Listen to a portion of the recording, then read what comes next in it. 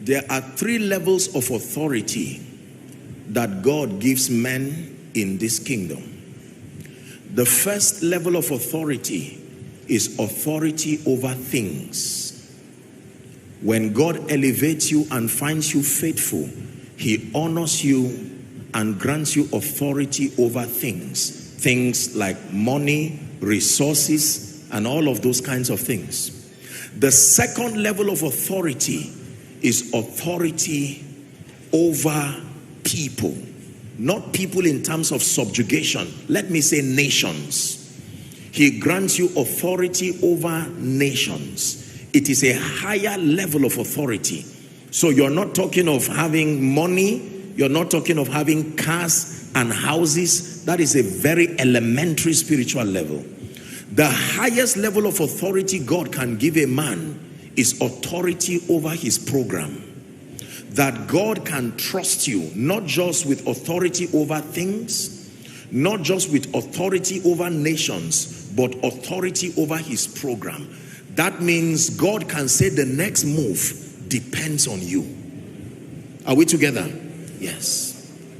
There are men that before God will do things on earth, he does not come to inform them. He comes to consult with them. Not as though he is weak. They have transited through understanding to these levels of authority. He said, shall I hide this from Abraham?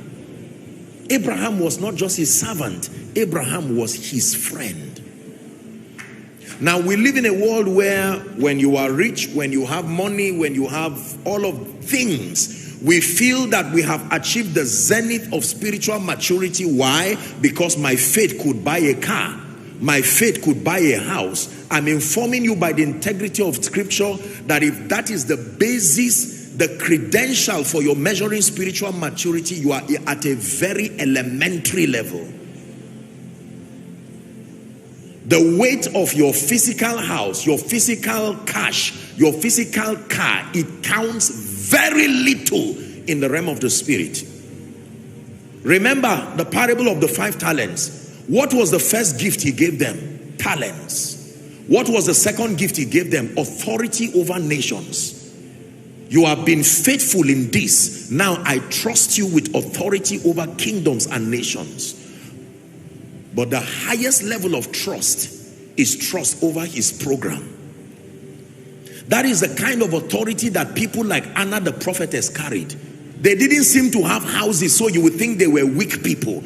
But Anna the prophetess literally prayed salvation to come. When Jesus appeared, she didn't say, I'm seeing a child. It says, now I can find rest. I have seen the consolation. It has arrived.